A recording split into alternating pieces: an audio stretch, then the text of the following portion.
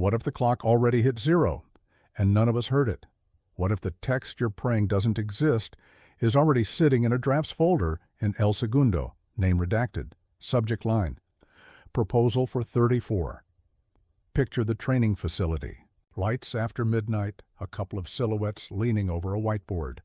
A ring light turned off, a phone face down. Now picture one more thing, a green and cream icon popping up on a call sheet while someone whispers, "Are we really doing this?" If you felt your pulse jump, good. That's not an alert on your phone. That's the sound of the Lakers kicking the door instead of knocking. The question isn't, are the Lakers interested in Giannis? That's been true since the first time he Euro-stepped through a double team.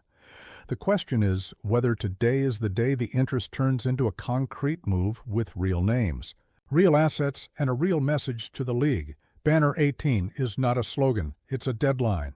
So here's the deal. In the next minutes, I'm going to lay out the chessboard without spoiling the final move. The salary mechanics that make a mega deal even remotely possible. The internal signals from the practice court to the front office that tell you this isn't a summer fantasy. The risk calculus you have to run when you're talking about a 2-time MVP and a franchise that won't be bullied. I'll map the how before I even whisper the what. No leaks, no fairy dust, just the pattern that connects. I'll show you why the math isn't as impossible as your group chat says, what the rotation would look like if the unthinkable happened, and what the line in the sand should be if you bleed purple and gold. But I'm not giving you the headline yet. Earn it by staying with me. Quick time out before we push the pace. If this is your kind of no-nonsense Lakers coverage, hit subscribe to Lakers News Fan Report, tap the bell so you don't miss the next drop, and smash a like because our community is the engine that keeps this show rolling. All right, let's set the scene properly. Your Los Angeles Lakers are living in 2 timelines at once. Timeline A, maximize LeBron's window while Anthony Davis is in prime defensive of the year form. That demands aggression, size, and playoff shot creation. Yesterday. Timeline B, don't mortgage the entire 2030s for a short-term sugar high. That means draft control, movable contracts, and preserving the flexibility to pounce when a true apex predator hits the market. Those 2 timelines rarely intersect cleanly. You can chase every shiny object, or you can stalk the one that changes the skyline. And you know the truth already. The list of players worth detonating your asset stack for is painfully short. It's not a top 20. It's more like a top 3. Giannis sits on that Mount Rushmore, chiseled in granite. Let's talk infrastructure.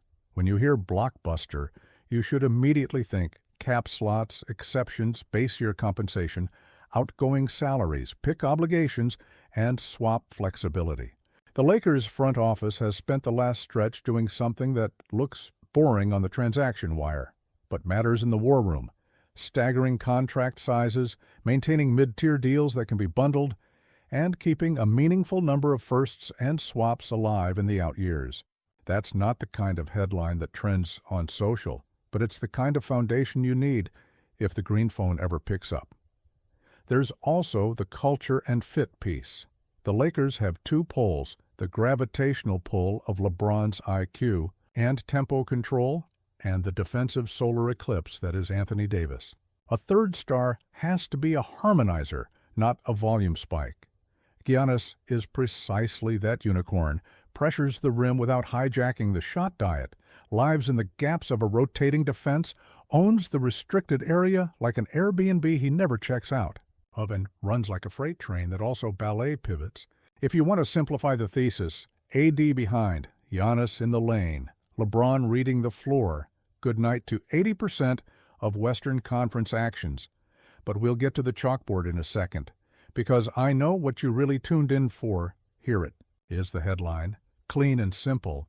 The Lakers have signaled a willingness to put a real proposal on the table for Giannis Antetokounmpo. Not a "how about this on 2K" call, not a placeholder inquiry. I'm talking about a framework that, according to League Buzz, touches real rotation names, multiple first-rounders, and swap capital. communicated through proper channels and designed to test Milwaukee's appetite should any crack appear. Is it a completed deal? No. Is there an official acceptance, a handshake, a plane ticket? Absolutely not. Is there a credible, aggressive structure that says, we're not waiting around if the door opens? Yes. And that's the story tonight. What does proposal framework mean in this league? It means you build packages that can scale depending on Milwaukee's stance. Tier 1 is the open the conversation version, solid starters, upside youth, picks with staggered conveyance, and protections that still feel like real currency. Tier 2 is the you're serious, we're serious version, a headliner rotation piece plus multiple firsts and multiple swaps, likely front-loaded to create near-term value for the Bucks. Tier 3 is the nuclear version you pray you never have to play. You empty the drawer, you take the pain, you dare another franchise to top it, and you trust the jersey to recruit the rest later. From what I'm hearing, and again, this is where we stick to careful language, the Lakers are north of Tier 1, south of Tier 3, and prepared to turn the dial if the needle flickers. Let's examine Milwaukee's side with respect. The Bucks are not rebuilding by default. As long as Giannis is in-house, their first priority is keeping him, not cashing him out.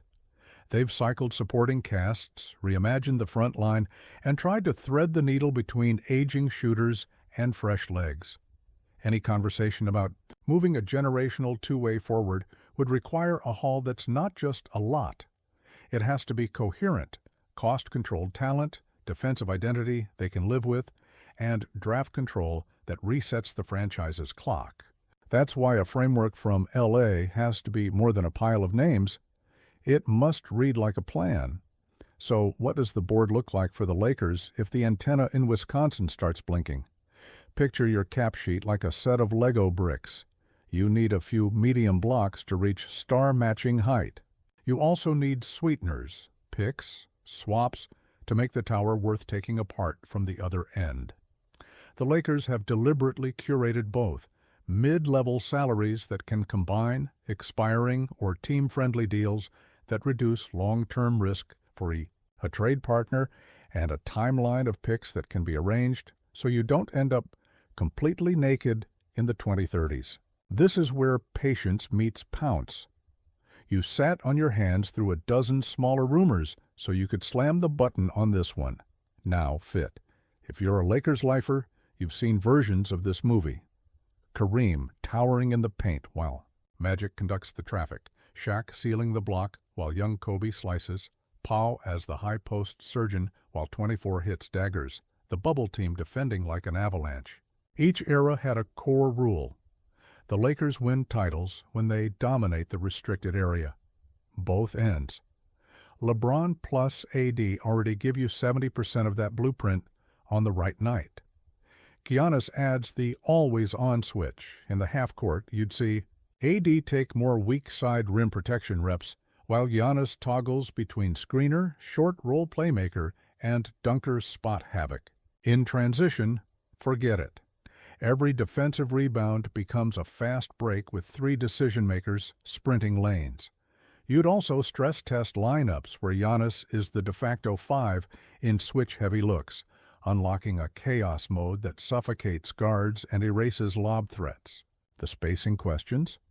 Real but solvable with role players who are professional corner snipers and smart cutters. Championship spacing is not about 5-volume shooters. It's about 2 gravity threats, 2 38% corners, and one player who bends coverage so hard the weak side low man gets dizzy.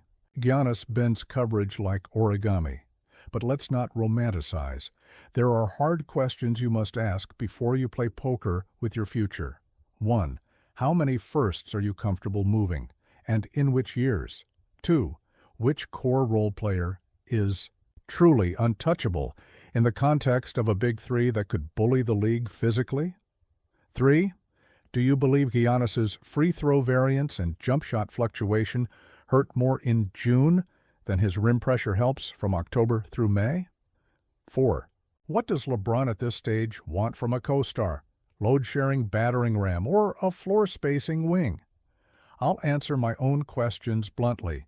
You move as many firsts as it takes short of burning the entire bridge to 2031, because Giannis and a healthy AD reduce your late 20s pick downside. Your untouchables list is very, very short if printing Giannis, Davis, James on a depth chart doesn't make you comfortable being uncomfortable. You're not serious. The free throw and jumper variants matter, but the rim gravity solves your half-court droughts and creates foul pressure, which is playoff gold. And LeBron? He's always wanted smart, physical partners who see the second picture. Giannis sees it, then crumples it. There's also the human layer. Giannis is wired to compete, to stay low drama, to work. He is not a Hollywood star. Personality, and ironically, that's why he fits Hollywood's most demanding basketball franchise. The Lakers at their best are ruthless about habits. They don't need a show, they need a standard. You drop Giannis into that, he doesn't ask for a parade. He asks for a whiteboard and a 4-hour film session. Let's get tactical about what changes on the floor if the dream becomes reality.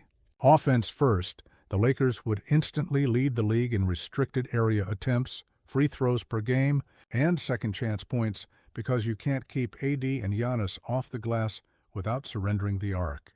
The playbook gets simpler and a deadlier. Double drag with Giannis as the second screener, Spain pick and roll with AD LeBron manipulating the tagger, empty corner pistol, where Giannis catches on the move at 12 feet, and either Euro steps or kickouts to the corner. You'd also see more inverted sets. LeBron screening for Giannis to force switches and post seals on guards. Late game? It's power and pressure, not his own prayers. Hunt the weakest defender, put him in the strong side corner action, make him choose between a layup or an open three. Defense. AD becomes the eraser on the back line. Giannis is the free safety who detonates drives, and suddenly your guards can climb into ball handlers, knowing there's a wall behind them. The identity would scream 2009 length with 2020 discipline. The rotation headaches exist, yes. Shooters have to live in the corners and own their 38% nights. Your backup five becomes matchup dependent. Your second unit needs a steady hand to keep pace when one star rests. The solution is staggering with a non-negotiable rule: 2 of the 3 on the floor at all times in the playoffs. That's how dynasties manage seasons without burning out legs. Financially, you are taking on a gigantic commitment, but the Lakers are one of the few franchises built to support it. The right kind of giant checks have a way of attracting the right kind of ring chasers. The brand remains a force multiplier. Veteran wings reinvent themselves here. Specialists become indispensable. The trick is knowing which minimums become June minutes.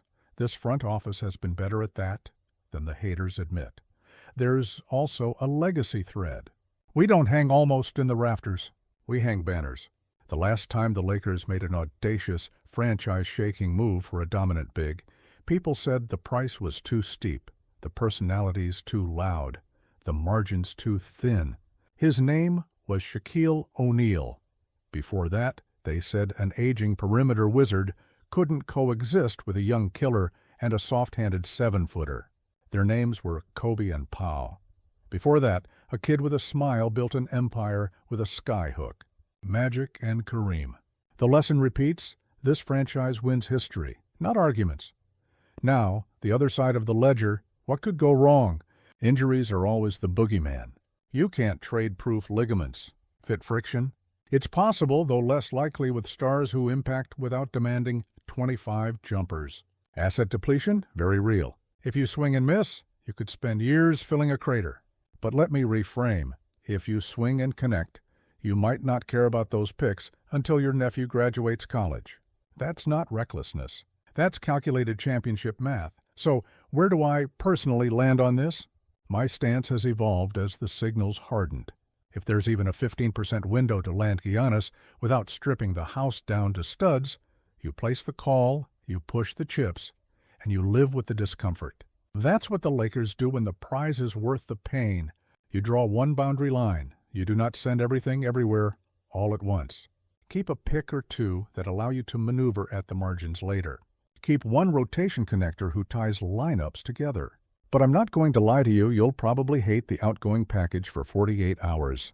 Then you'll watch a Tuesday in Memphis where Giannis AD block 6 shots combined, and LeBron turns it into a layup line, and you'll text your group chat.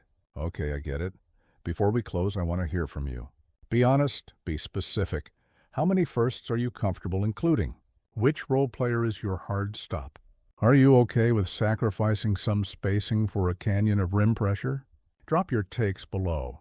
I read every single one because this channel is built by Lakers lifers, not tourists. My final word, this isn't about chasing a headline or winning a rumor cycle.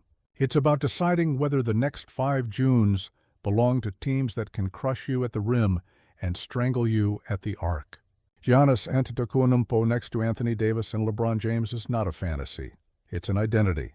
If the door cracks, the Lakers must be the first franchise through it. That's not reckless. That's what greatness looks like in purple and gold.